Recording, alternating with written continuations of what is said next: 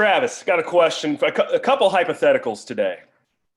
What trend, and I asked this to a really good pitching guy today, what trend do you think you're going to see in pitching next? Because we talked a lot last week about baseball ebbing and flowing and being cyclical. And I was thinking further about that, and right now the biggest push in pitching is velo at the top of the zone. And we know at some point it's going to change, and maybe not this year, but what do you think the next trend in pitching is? Well, I got two answers. My hitters and stay a little bit ahead of you guys. Yeah, I got two answers to that. One from the Arsenal side. I think you're going to go back to variance in vertical. So I think you're going to find a lot more value in being able to find verticality in a pitch, which is going to be primarily from the off-speed standpoint, because that's what needs to be paired up with a high fastball anyways. And honestly, it's like one of those things, like with younger kids, in my mind, younger kids hit or have the ability to hit the higher part of the zone better than the lower part, because younger kids tend not to hinge well. So to actually get a ball above infield plane as a hitter on a low pitch as a young kid is very difficult, because they don't bend over. They typically just throw their barrel down to the bottom part of the zone. At the big league level, those guys are typically very, very good athletes.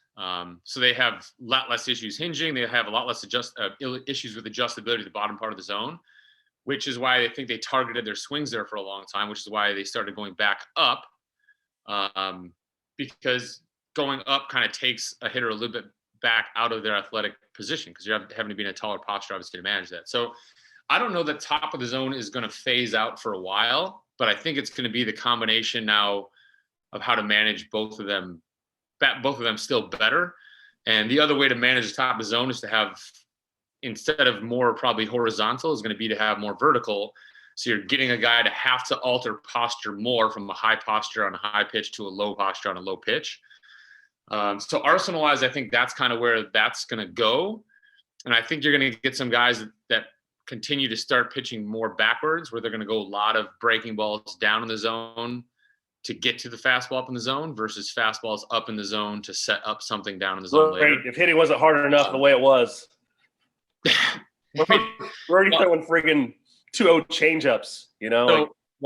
So from the other standpoint, here's the way that, you know, I probably had this conversation a year and a half ago, maybe 2 years ago, with another hitting guy, who's a big league hitting coach somewhere other than the coach we had on. I started talking about matchups, and I related it to him at first, and I'll relate it this way, is as a pitcher, when I was pitching, I had a very, very much higher success rate against me being a right-handed pitcher against lefties than I did righties. And the reason why I attributed that to is, what's that? Were you a sinker ball guy, or were you fairly straight? No, four seam cutter. That would make more sense then. So thinking about it, and this is obviously harder to visualize unless you're watching the video on this, but if I'm a left-handed hitter and the plane of my swing is going to be something like this, so I'm hitting somewhere through the zone like this, and me as a righty, my breaking ball would go this way. So my slider would go back in towards their back leg. So essentially you're having two different planes that are going opposite directions, where a swing's going one way and the pitch is breaking back a different way. Under the back. Right. So if my pitch, like to a righty, if a righty is swinging this way and my pitch to a righty is coming back this way, my breaking ball is going this way, those two things still line up. Oh, I used to live on that pitch, man, because I had slider bat speed. Well, it's not even just the bat speed, it's the angle. Like if your pitch breaks to the plane of the location. So just think about this. If, let's say, we're at a vertical bat angle of 34 degrees at the bottom of the zone. That doesn't exist. The bat's flat going through the zone. I read it on Twitter. You're right. But then hypothetically, right? No, but let's say it's 34 degrees at the bottom of the zone on this particular pitch. And my pitch break is something similar in angle. breaking away, I'm going to have a harder time making that barrel than I would if it's an opposite plane. So I think what's going to end up happening is, and it's, you already look at like how many pitchers at this point thrown a game, right? Like everything's matchup based. You might have an average of maybe four pitchers at this point a game that I think, in the future as it goes on, I think it's going to keep trending towards less and less role for the starters unless they're like the prime elite starters. And I think you're going to start seeing, like the Rays would do, like more of a setup man starting the game and then going through 5 to 6 pitchers in a game. And what you're going to do is you're going to find out, okay, this inning we've got, so-and-so coming up, and this is the guy we're worried about this inning. We're going to have our matchup based on this guy having an at-bat this inning so we can get him out. And you're going to find guys that throw pitches that avoid that person's common barrel plane, which makes it harder to hit. And I think that's where when you talk about getting harder on a hitter is they're going to have pitchers that are going to be specifically designed, and their pitches are going to be created, their arm slots are going to be created specifically to be able to miss at a higher rate certain barrel angle positions in certain parts of the zone. I 100% agree that the game will go that way at some point. There's just going to be so much information on what swing characteristics match up to the pitch characteristics and vice versa. So now thinking about that, you said you think we're going to stay at the top of the zone. And there was a stretch there, especially when the launch angle swing was talked about way more than it should have been, because again, that's another one of my rants that I'll save for another day. Guys that were sinking the ball, a player that was getting under, or you can even say guys that were dumping the barrel to get under the ball and get it in the air, that matched up very well. You could get away with that. Now we're seeing strikeouts skyrocketing as the game is adjusted to those type of hitters. So is the next very effective hitter going to be a guy that's actually steep, for the fact that they can get on plane to that high pitch pretty easily? They can be very effective on a high pitch. Now, you can't just change out your roster to guys that are already under contract, but we have said there's way less of those type of guys in our game, guys that are steep. I think we said this on a previous show, if I had 10 guys that had swing flaws of either being steep or dumping, 8 or 9 of those guys are dumping versus the 1 or 2 that are potentially steep. So is there going to be a cycle of guys having success in the minor leagues that are having success because they have a steeper or pushier swing? Now, again, that's hypothetical. No, I think in the short term there will. Honestly, like to rectify the situation, what's going to end up happening is the guys that are going to have a better opportunity to succeed are going to be the guys that can make better decisions quicker. So you've known me basically my whole baseball life, besides partially, I guess my entire playing days too, for the most part. So besides college, you've pretty much known me my entire baseball life. That means we're getting old, because that's like half of our lives. Yeah, I know, right? It's not like I'm 24 and you've known me my whole baseball life. But here's the one thing that I've said for a while, and I honestly, there's a lot of times that I need somebody like you, and we've had this conversation to like kind of like sometimes check me, but I feel like I've always had really strange thoughts about how to perceive the game. And I remember growing up specifically that we never really worked high or low. Everything we did was always middle tee, inside tee, away tee. Agreed. And I remember having this conversation. I think this even started like that one day we were on the bleachers at Bradley with Munson and a couple of the new Cubs coaches that were brought in. And we were sitting there talking. We were talking about what everybody thought was the most important thing in hitting. And I think every one of you guys agreed on timing. And I think I said posture and balance. And I think you guys kind of looked at me like, okay, man. And I'm like, in my mind, here's where I'm going with this story. In my mind, the first decision, and these decisions are all being made very super rapidly either way. Like the window's really small.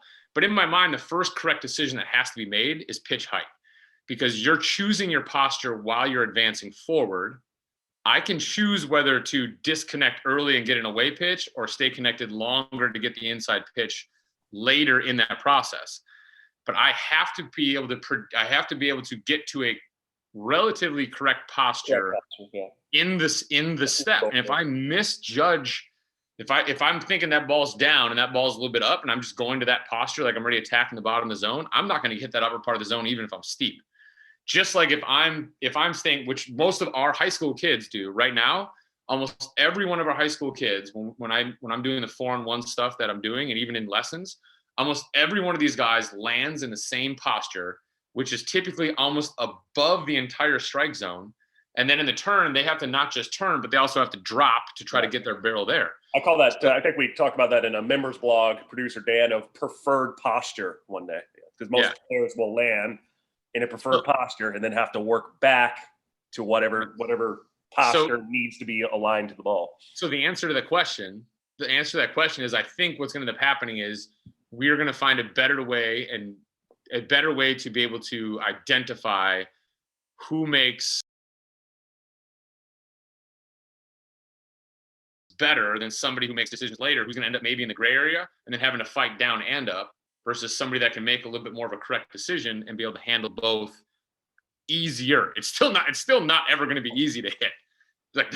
It's never going to be easy. But those guys, I think, will have a better chance. Early, I would agree with you, though. Early, I think guys that are steeper are probably going to have and feel like they have a little bit more success combating the high fastball until pitchers realize that they're steeper, and then they just pitch them down in the zone anyways. Yeah, I remember having that conversation with Nick Solak when he first got called up with the Rangers. And I think you and I are actually talking about this on the plane, because he got pulled out in the middle of the game, and I noticed it as we were typically on every trip. This is another story. Every trip we've ever taken, we've sat on the tarmac for 4 hours when we arrived back in Chicago. Just, it's inevitable. We were sitting on the tarmac. I said, "Hey, Solak just got pulled out of the game. He's going to the big leagues."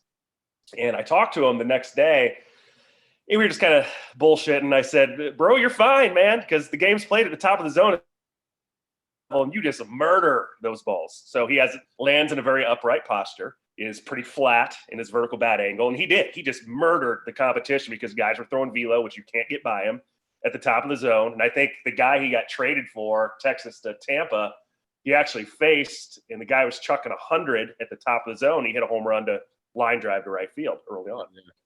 But he came in that next offseason. I said, now the league is going to adjust to you. So thinking that really working just nothing but sinkers at the bottom of the zone, because the league is going to adjust, and that they're going to find your preferred posture and work away from it. And sometimes that was a struggle for him in this past year for a couple of different reasons. But that's definitely something that is at the forefront of pitching guys' minds. Like, where does this guy line up to a ball, and how am I going to combat that? And that's really hard.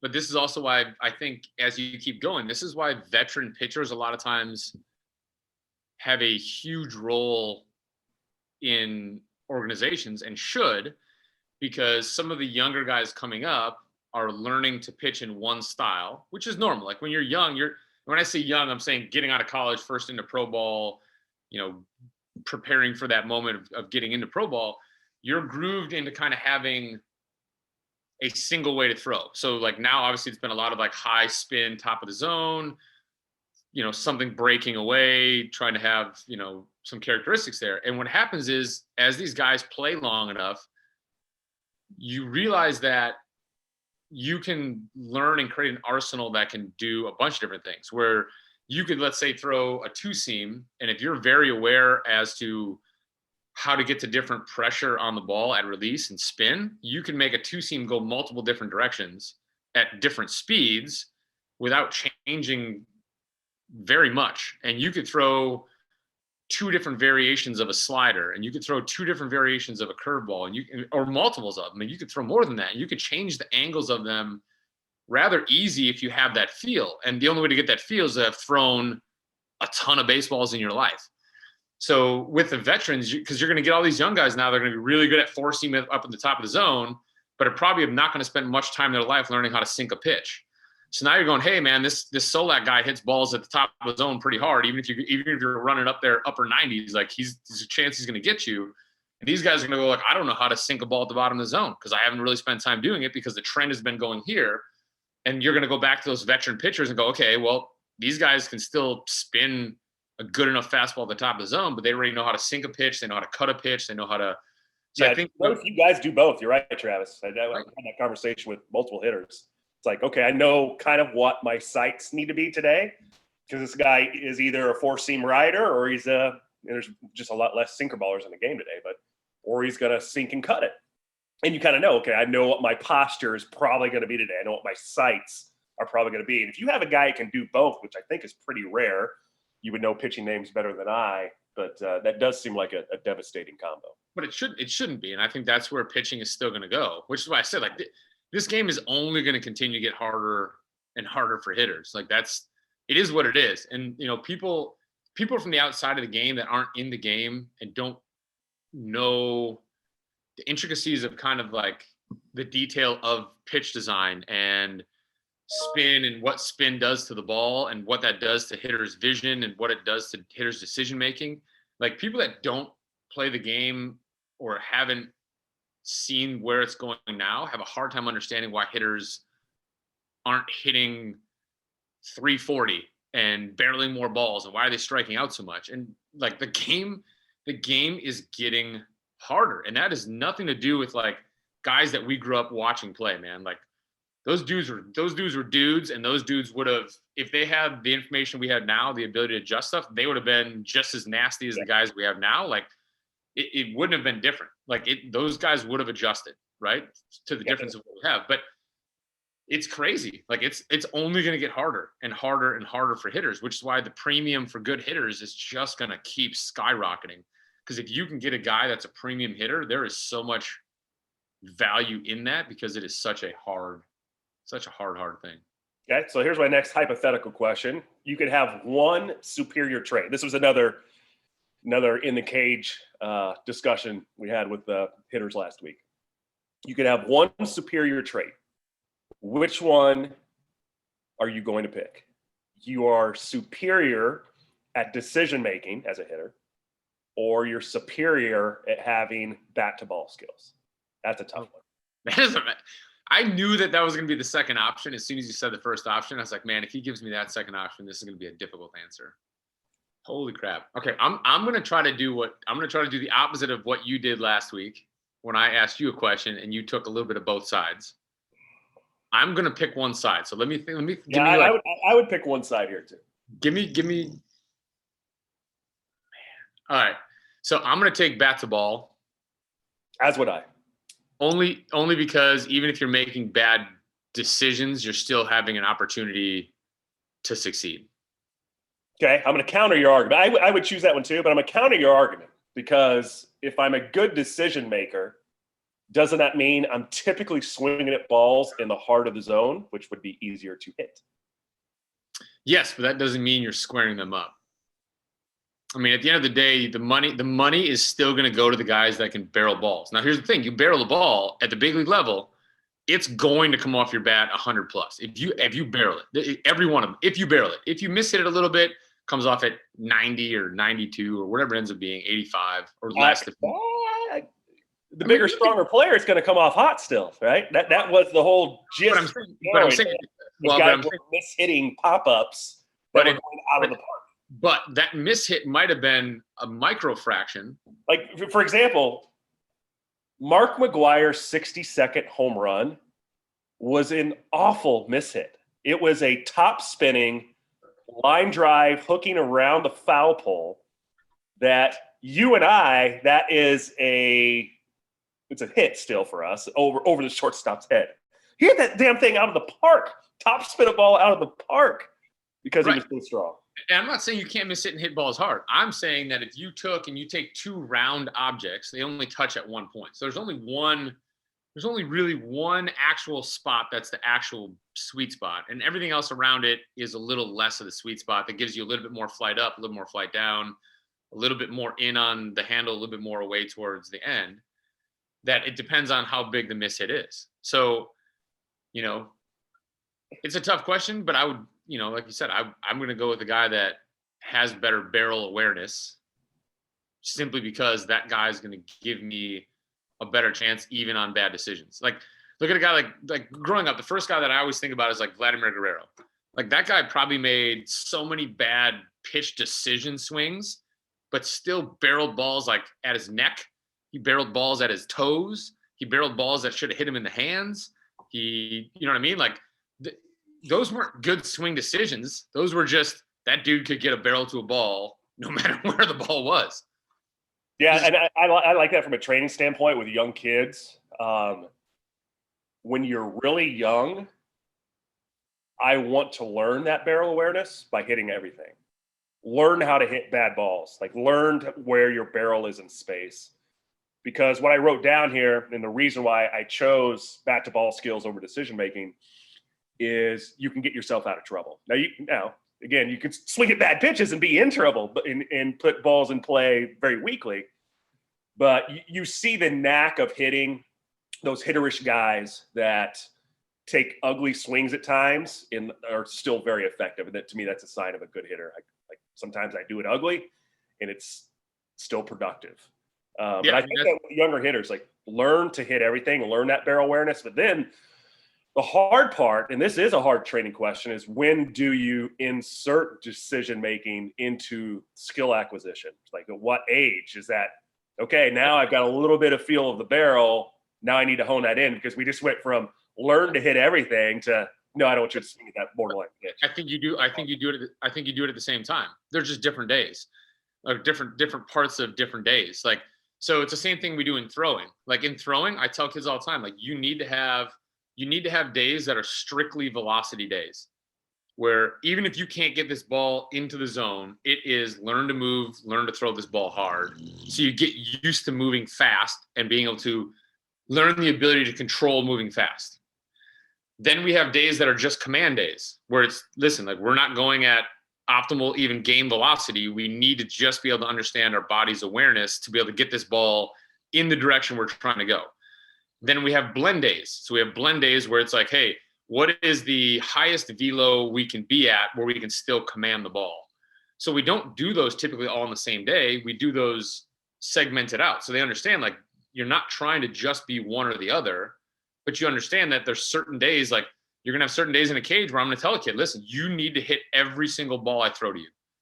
And in your mind, I tell them, like, in your mind, you need to just find a way to get your barrel to it on this day, period. Your only job is barrel awareness. Barrel on every single ball, whether it's low ball flight, whether it's pull side, whether it's oppo side, whether it's line drive, no matter what it is, find a way to get your barrel to the ball. We have days where it's like, listen, let's try to set a PR on how much exit speed we can have.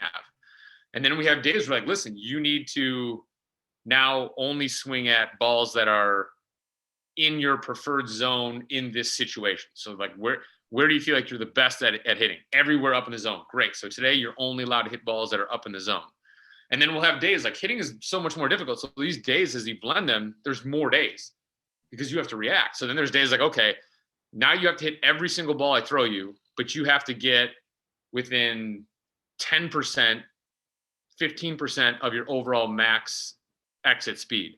So now you're accountable for not only trying to hit every single ball, but you're accountable for trying to maintain speed while you're trying to barrel balls. Yeah, it's really good training device, Travis. That's a golden nugget for today's show right there. But you can't do it. It's really hard to, not for older kids, maybe different, but for like even high school kids, it's hard for them to compartmentalize. So it's hard to do multiple of those things during the course of one session because their brain a lot of times has a hard time switching. Yeah. So if I'm like, hey, we're swinging at everything. Now I'm like, okay, now let's try to control what we're hitting. Their brain still is like, wait, but I'm supposed to, okay, we're only swinging at this now. So I try to, like, compartmentalize it from day to day, but I also tell them, like, that's part of their responsibility. Again, when you're working with an athlete that you can be with every day, it's different than when I get kids typically one day a week. So when they come in, I say, listen, your responsibility in the next week before I see you again is to get through a couple of these other days. So if we're doing a velo day in here, an exit velo day in here, you need to get through a command day. You need to get through a barrel awareness day. You need to get through this stuff on your own. So when you come back next week, we're going to do barrel awareness. So then your off week, you're going to have to get through your bat speed day, and you're going to have to get through your decision making day, and you're going to have to get through those things on your own. And if you had somebody every day, it's a little bit different, right? Because then you can kind of like, hey, let's monitor, Mondays are this, Tuesdays are that. So they have a routine of here's what we're going through. So, I mean, I think that's probably a key to a lot of it, is learning how to blend those things, because you have to have both. You can't be like, hey, we're going to spend the first 3 years only hitting everything. Oh, by the way, you're really bad at decision making, and now it's going to take 3 more years for that. And by the time you're done with that, like, you're not on a team. Sorry, man. Well said. Now, so I got some follow-ups to that then. So why, as I'm thinking back to when we were watching baseball, there were way more really good bat-to-ball guys in the 80s and 90s than there are in today's game. However, there were way fewer just pure sluggers in the game back then compared to what we have now. Like, if you think of some guys that profile similar to some sluggers in the big leagues now, I think of Rob Deere from your beloved Brewers, and Dave Kingman, who spent some time with the Cubs. Like, guys that could hit Ron Kittle could hit the moon shots that were striking out. There was a ton of swing and miss, and there were just way fewer of those guys at that time. Do you think in the game? I mean, do you think that was just the population, or do you think the game valued something different back then? 100%. It's not the kid. There's no kid that wants to strike out now, but it's also changed. I think kids are more aware that they're still not trying to strike out, but they're more aware that there's a little bit of risk involved with taking a shot. And when we were coming up, it was even more so now than today. The value is placed on getting to the ball and not striking out. And again, that was my approach as a hitter as well. Right. It's not like it's changed. It's not, people still don't want to, it's not like kids are saying it's okay to strike out. There's nobody going up there and saying that. There's not coaches like saying, hey man, but I think there's a little bit more of an understanding that it's part of the game. It's like Steph Curry going out and missing his first 4 3-pointers of a game. He's not going to be like, oh, you know what? I'm really struggling today. I'm just going to stop shooting. Steph Curry's going to go, this is what I get paid to do. Like, I believe I'm going to hit this next shot. And today just might not be my day. I might be 1 for 9 today. Man, hey guys, I'm sorry. I didn't have it today. They're not going to be like, oh man, we're so disappointed in you. They're going to be like, well, that's fine, because you're going to bail us out the next 3 games. Cool, man. Like, go do your thing. And I think the same thing now is like, you're understanding, like, if a guy doesn't and can't do the job one day, people aren't freaking out as much, because people are like, listen, like, we know your value. We know you're going to get us at some point. You're going to help us when we need you. Like, and back then it was different, man. It's like, if you didn't put a ball in play, like, you were going to probably sit the bench. Like, hey man, you struck out twice today. You're sitting the bench. You're sitting the bench tomorrow. And you're like, what? Like, I'm the 3-hole hitter. What do you mean I'm sitting the bench? I need you to be able to put those balls in play, man. And you're like, what? So, I mean, it's changed now. Like, 3-hitter strikes out a couple of times. Coach is like, hey man, you're still batting 3 because you're still our dude. Like, I understand you had a bad game. Maybe it's, hey, you just need to make better pitch to sit. You need to swing at better pitches. That's why you struck out today or whatever. But so I have a potential hypothesis for why there were more of those players. And this is just a thought. I certainly haven't put much time into this thought. I feel like the way we played the game growing up factors into those bat to ball skills, where much more of this was sandlot and wiffle ball, and you try to just put everything in play. Like, you aren't taking pitches in sandlot and wiffle ball, because I don't want to have to turn around and go chase it and then like throw it back to the pitcher. Like, I'm going to swing. Yeah. And everything today is completely organized. You think there's any legs to that thought? No, you're in my mind, again, without having, there's going to be hard to have any kind of data support anything or any kind of whatever. Just from my interpretation of me growing up and what I see now, yes. I ask kids all the time, like, you play home run derby. Like, do you ever go and play like half the field out? Man, I had to learn how to hit the other way because we had left-handed friends. So anytime we'd play half the field out, we'd play the first 4 innings where you had to hit every ball to left field. And the next 4 innings were for the lefties. And you just learn to hit everything to right field because you had to, because otherwise you're out. If you pulled the ball past center, you were out. So you learn. And not only that, I wasn't just going to lay balls, like roll balls to the second baseman and be out when I hit right field. It's like, I'm going to hit a ball over the fence to right field. So, I mean, it's one of those things, like, you learn to do it. And we did it every day. There was during the summer and the fall, I don't think there was ever more than 2 days in a row that I wasn't on a baseball field hitting in some capacity. Home run derby, half the field out, full field ghost runners, like just throwing balls up and just hitting balls by myself. Like there was never more than 2 days ever that I wasn't down there in a row. I got a story to add to that. So I had a cage in my yard growing up, so there was no excuse for me to be a bad hitter. And I hit all the time. And I had my best friends were twins that were my age, and we had just really good baseball teams growing up. And we kind of pushed each other, right? Because we threw BP to each other. We hit all the time. But sometimes you'd want to see ball flight more than just in a cage.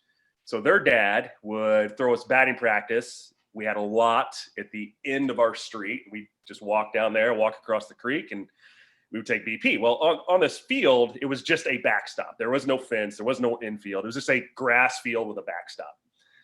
And I purposely, kind of being a jerk, you only have two fielders out there. So wherever they were, I would purposely hit the ball into the open field just because I wanted to drive them nuts of having to chase the ball from left field to right field. And when they got in right field, I'd hit the ball to left field. And I always had really good bat-to-ball skills like that and could place the ball kind of wherever I wanted. But being a Division I player, I probably wouldn't be a Division I player today because all I did was hit singles. And then I could run. Well, I could run, but I was 6'2", 200, and there was no excuse why I didn't hit with power. But I didn't value that. Like I was really good at putting a barrel on a baseball and being kind of careful about it. I think I told a story in one of these previous podcasts that I didn't strike out like my whole high school season until the last game of the year, because I was careful that I didn't want to strike out. I wanted to put a ball in play, and I could kind of place the ball really wherever I wanted. Yeah. But I learned that on the sandlot, like being a dick to my friends because I wanted them to have to run around and chase the ball more. No, we did the same thing. Anytime somebody would shift, if you were playing whole field or whatever, it was like you would learn to hit it where they weren't because that's the way you could get the most bases. It wasn't just to annoy them. It was like, this is how you're going to get more than one base. I'm going to hit it there and I'm going to run, especially for a guy like you that had speed, just hit it where they ain't. But again, I'll do a lot of times in my group stuff, like when I do like through our 4-on-1 stuff, I'll do horse days in the cage. We play horse and it's like, all right, call your shot. And the guy will be like, okay, I'm going to hit it in between the L screen and the side net at this height.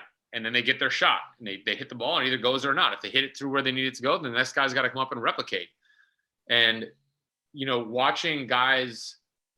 watching younger kids try to figure out how to control the angularity and the height of the ball, it's crazy that skill isn't just more innate in them because they haven't spent time doing it. And you'll watch them just like struggle to like even where they set up on the ball, they're like, okay, I'm gonna hit this ball the other way. And then they'll stand like 2 feet back of the ball. I'm like, how are you gonna try to fillet that ball that direction? Like just move your body to where you could hit the ball that direction. Like that's just common sense in my mind. But I feel like because they haven't spent as much time feeling and understanding that because they haven't necessarily had to, it hasn't been coached that way. It's Dan just, Puente was doing a good drill with an advanced 8-year-old in the cage that I really liked for what you're talking about of barrel awareness and control. And it was simply the player throwing the ball up themselves and hitting it. But what Dan would do, and this is a fairly advanced, if you want to call any 8-year-old advanced, but this is an 8-year-old that's way better than his age demographic. As soon as he would start the toss and the ball's coming into the air, Dan would call out left, center, or right. And so the player has that decision to make while the ball's in the air and how to angle their swing to hit the ball around the cage. I thought it was a really clever but yet simple drill for young kids that are getting some barrel awareness. Yeah, I like that too. I like I've been going back a little bit more to the self flips, like having kids self flip. Because a lot of times too, when you've got length in the swing, it starts to eliminate length in the swing. Now you got to limit them how high they can flip the ball. I mean, that's why I'm so good at hitting a fungo, man, because I had a push pattern. Yeah, but right, because you have to take out some space. Like there's a limited amount of time. So I like that. I like that a lot of times as a little bit more of a warm up than even sometimes tee, depending on where the kid's at in his cycle. But that's a good one. I'm gonna have to play with that one this week. Yeah, I like that one. That was it can get pretty competitive. It's almost like your horse game. Yeah. And, in these shows, I like to throw out a couple drills that maybe we're doing for the day. And we'll finish today's show on the drill segments.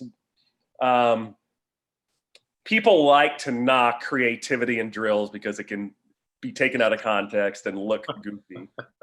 And I've certainly seen you and I have seen some bad drills that maybe we took out of context. At one time when we used to share a particular Western suburb facility where it was just kind of the Wild West of instructors. Any instructor could rent a cage, and you and I were working out of there, and a bunch of other people were. And we saw some really bad drills. I think one of them you videotape was the chair drill. Drill. Somebody getting in the chair, like, what the hell is this? And we have if you haven't looked at this on YouTube, we have a series that I did probably close to 10 years ago now. That was the top 10 worst hitting drills of all time. One of them that came to mind on that one is the back toss, like tossing from the catcher's perspective forward. The drop toss. The 2T toss or 2T drill. Let's swing straight down on the ball, which, can, again, take it out of context. There can be some guys that is actually beneficial for if you're trying to take dumping out of it. But what are some of the most creative drills that you've done? And you can in the context, but looking from the outside in, if you didn't know the context, you'd be like, what in the world is this guy doing? And why is he doing it? Well, the first one's easy. The first one's easy because, and even though it's probably more prevalent now, was the first time I was standing around, honestly, in my yard, and I was just trying to figure out how to find a way to be better connected. And I started doing those check swings with the PVC. And I was like, oh man, like this, in my mind, I'm like, man, this feels really good. Like, I really like the way that, like, I feel like I have to be connected to control the whip of this thing. And I can really see when I break the end of the PVC really go, and like the connectivity and the decel in that. And then I started testing it, and I was like, all right, I'm going to go on the force plate. I'm going to put a K-vest on me. I want to see like how this actually affects what I'm doing. And then the numbers were considerably better. And I was like, all right, let me get this on like 10, 20, 30 other kids. I want to kind of see like what's going on here. And the amount of people that put in sequence, the amount of people that help their decel, and the amount of people that would help their rotary acceleration. Yeah, that's awesome. And we tested that with. But from the outside, you'd be like, what are these idiots doing with PVCs? Like, that's not baseball. You don't hit a baseball with a PVC. They're doing all these weird like split grip check swing, like motor control, man. Yeah. Your body doesn't know what you're swinging. Your body remembers how you move. One of the best things Corey told me was one of his kids from, I think, our travel organization, 4-on-1s, told Corey that he asked for a PVC pipe for Christmas. I was like, it's the cheapest, best 75 cents you're going to spend to make you a better mover and hitter. Yeah, it's just like being in the gym, though. It's just, you're not saying like this is you're going to take a PVC up to the plate and do a check swing with a split grip. Like, we're not saying that's what you're going up to do in the game. It's just like going to the weight room. If you've got a deficiency, you go to the weight room and you fix your deficiency. If you got a deficiency in movement, you're not always going to fix that deficiency just by swinging in a normalized pattern, because your brain is already going to associate that pattern with how you move, that you sometimes have to jump out and do something else to get the brain to allow that pattern to readjust. So, I mean, that was definitely one of the ones that if I didn't know and I saw it from the outside 15 years ago, I'd have been like, what's this guy doing? But I'm also one of those guys, like, when I see people doing something weird, the first thing I do is I go try it. Because I'm like, well, let me see what it feels like. Because if I'm not going to have time to be able to talk to that person about what they're doing, which a lot of times you don't, they're in another cage. I'm not gonna be like, hey man, what you got going on with this drill? Like, well, I'm in a lesson, I can't talk to you. That's fine. All right, well, you're gone before I get done with work, so I'm not gonna be able to ask you now. But I'll go and try it. And I can't even tell you how many things I've tried. And some of the stuff I'm like, okay, like I can see where maybe this is going to help somebody that's got this issue, or I might be like, I don't like that at all. Or, but I think that's the other thing is so many people are so closed-minded that they're not going to even think like, what could this be doing? They're not going to want to hear it out. They're not going to want to try it and feel something for themselves. They're just going to go, that's not the way that I grew up learning the game. So that's just weird that you're doing it this way. And they're like, that's why this is the only reason why the game's getting worse, is because you guys got all these weird things that you're doing now. And that's the only reason my guys can't hit, I think we do a whole segment, maybe next show, just on decel and what it is and why it's so important. Because I think if you haven't trained emphasizing that, which we didn't in baseball for years and years, at least consciously. It is really interesting and really important. We can kind of explain the science and the drills behind that. So let's log that for next one. So here's something that you probably do as well. What's something you've done that? Yeah, I'm not near as creative as you guys. Like you and Rachel, I always say, are most creative coaches. I think probably she was talking about the chuck it stick, which I thought, and she was using it different than I did. And I told her, I was like, man, Rachel, I think like 15 years ago when I was first at the White Sox Academy, and I'm pretty sure I stole it from Craig Wallenbrock because I'd probably just met him at that time in like 2005 when he was at White Sox spring training. And I was using it for like lead arm direction, right? And she was using it recently for barrel dumpers because if you accelerate early, you lose the ball out of the chuck it stick. So I was doing it for a one-handed drill. She was doing it for a two-handed drill. But it made a lot of sense. I was like, man, Rachel, this isn't new. I was doing this 15 years ago. And I'm not taking credit for making up the drill, but drills become cyclical. But if you see somebody with a chuck it stick, you're like, what in the world is this person doing if you take it out of context? I did. Think about how long ago they had that. They had the bat where the plastic slid up and down and you could hear it click. Yeah. I mean, that in essence is a similar idea. Right. When it clicks. Correct. Yeah. I think the majority of people, when we were using that, it clicked way out front. Right. And I was like, man, I don't like this thing because it's just teaching people to push and get their bat speed 10 feet out in front of their body. But yeah, it's amazing how that's changed. But what I was going to say is I have a project for myself today. And I woke up at 4:30 in the morning this morning. I had to use the bathroom. And for whatever reason, I thought about the first hitting DVD that I made close to 15 years ago at the White Sox Academy with awful audio.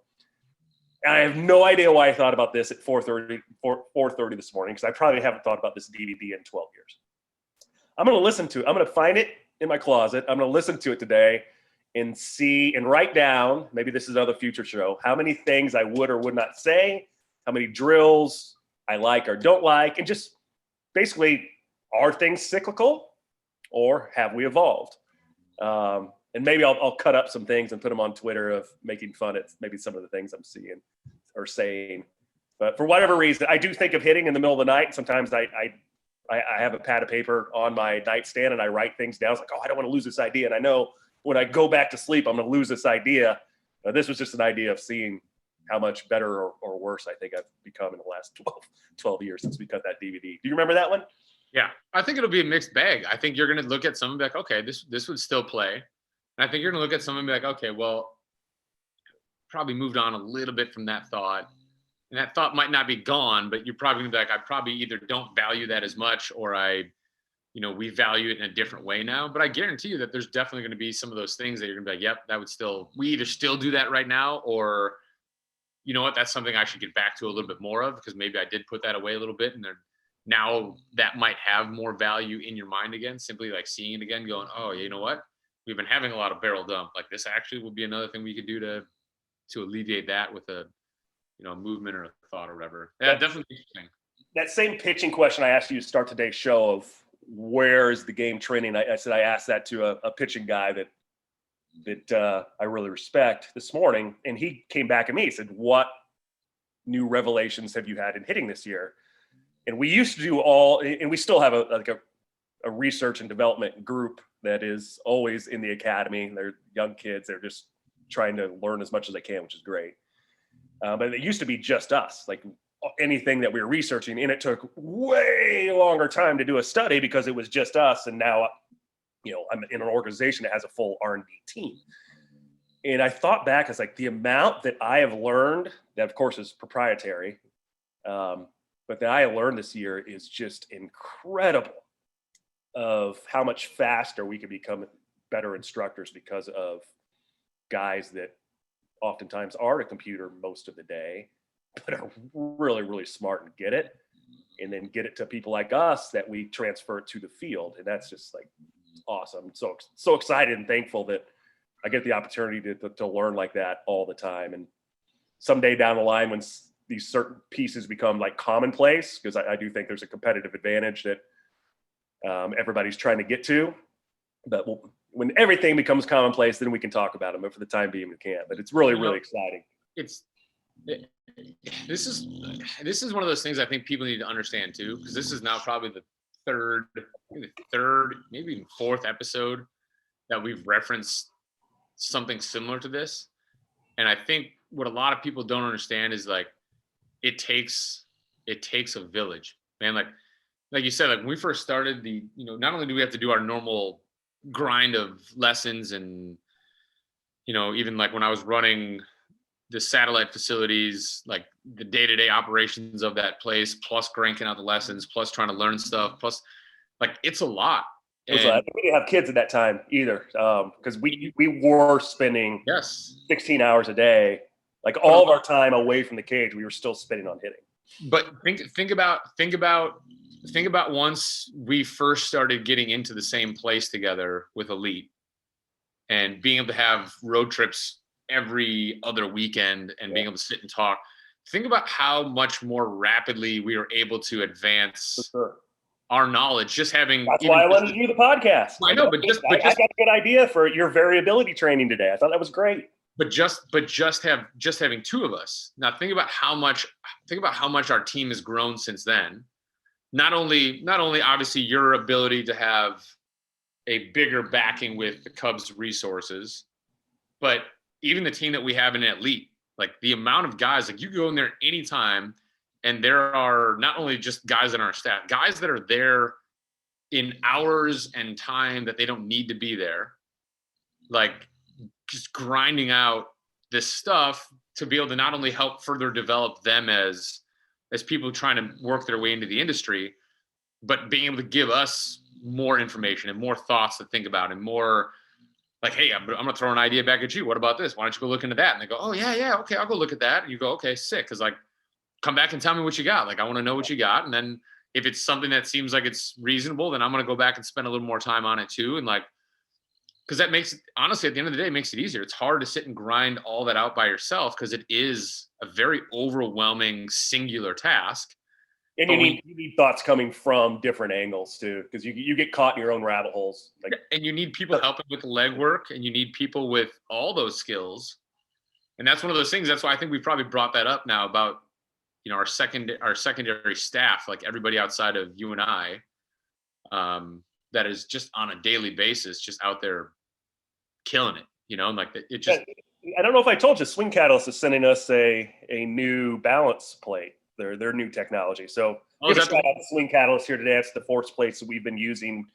And if I'm not mistaken, we had the first or second one ever full-size batter's box, arguably in the world. And we got a year, if not 18 months advance on the industry of learning how this is important and how to teach from it. So I'm really excited that they're lending us their new product that they're trying to advance and have us research in. I think we're going to get a lot out of that.